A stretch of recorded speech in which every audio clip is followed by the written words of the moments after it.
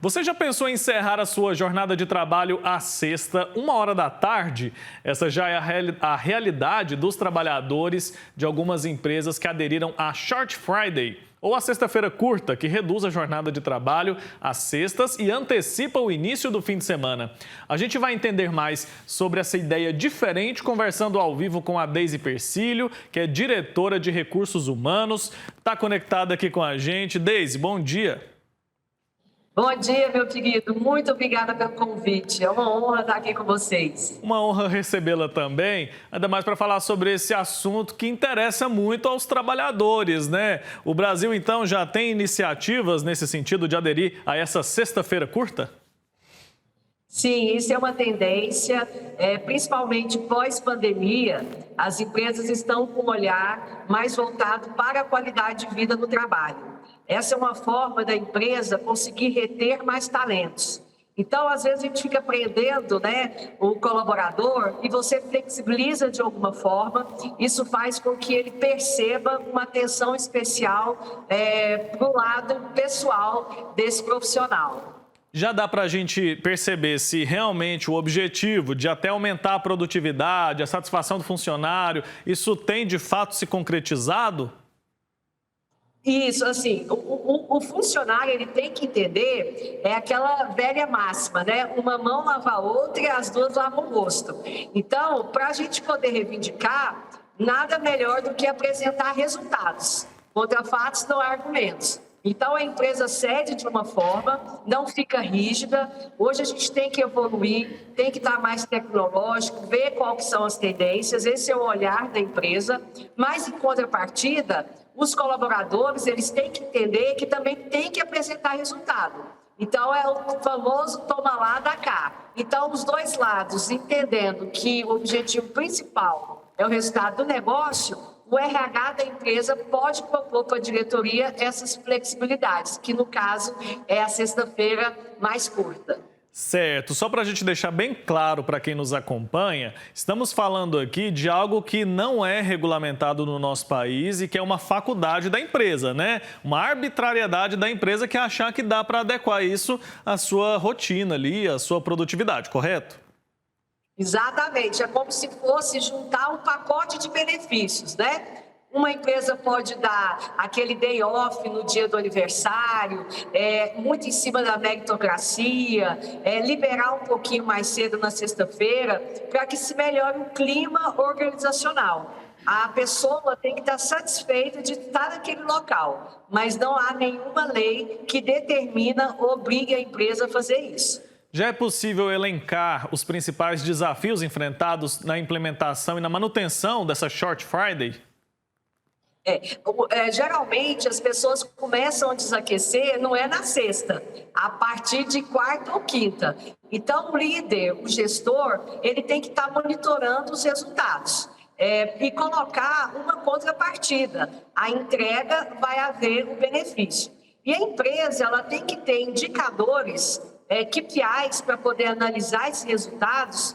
Pior do que colocar um benefício é você tirar de novo esse benefício. Então, a gente não pode fazer uma mudança de forma aleatória. Tem que estar linkada à estratégia do negócio. Liberar hoje e daqui a um tempo não liberar, o efeito é muito pior. Então tem que ser uma decisão muito bem pensada e pensada de forma estratégica, né?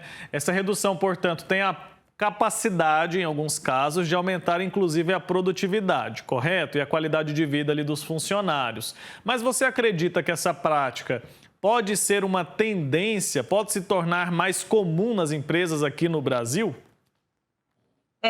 Antes da pandemia, a gente nunca imaginou o home office ou híbrido. Isso já é uma coisa que já está aí no nosso dia a dia. Então, essas tendências, elas vêm realmente para ficar. Mas a gente tem que entender que nós temos empresas de pequeno, médio e grande porte. Às vezes, a de pequena é quase uma estrutura de equipe. Eu tirando a empresa já fica um pouco desestabilizada. Então, isso tudo tem que ser analisado de acordo com a realidade daquele negócio. Se eu tenho um time maior, eu posso fazer uma escala, posso fazer algumas compensações, às vezes não sair todo mundo cedo, mas entra um pouco mais tarde. Então, tudo isso aí é uma estratégia que tem que ser calculada, pensada com cautela. Certo. E as expectativas, os feedbacks dos funcionários também são importantes de serem colocados na balança, porque às vezes isso não faz com que a cultura organizacional daquela empresa melhore, né? E aí, como você disse, voltar atrás também às vezes não é uma opção, porque aí sim essa cultura ou esse clima organizacional é prejudicado. Como que o gestor pode tomar essa decisão de uma forma acertada? Não tem uma métrica, né? Não tem. Mas eu acho que quando a gente compartilha as decisões e busca ouvir as sugestões, amanhã é difícil o colaborador se queixar.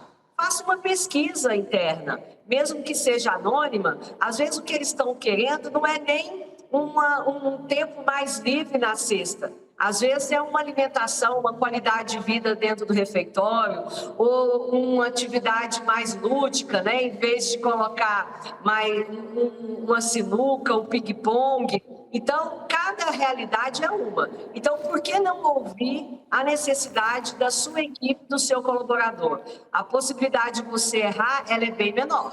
E às vezes... A gente tem que tomar cuidado, querido, desculpa, o modismo. A gente se atualizar, excelente. Mas, às vezes, o que é uma realidade no Sudeste ou empresas multinacionais não estão caracterizadas como a nossa. Então, ouve internamente para você conseguir tomar decisões mais embasadas e sólidas.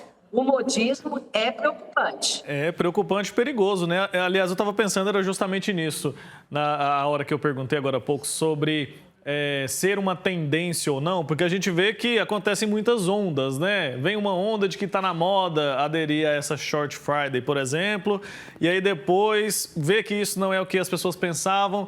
E eu conheço, inclusive, trabalhadores que, por exemplo, prefeririam ter uma hora de almoço mais extensa, porque conseguiria resolver algumas coisas, do que não trabalhar na sexta-feira. Então, todas essas questões precisam ser ajustadas, né? E quem toma essa decisão é a diretoria da empresa, junto ali com o RH e também com algum representante dos funcionários. O ideal seria isso, mais ou menos?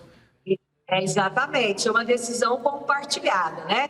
Rapidamente, dando um exemplo, teve aquele modismo do pet friendly, né? Todo mundo poderia levar o seu bichinho de estimação para dentro da empresa num dia da semana.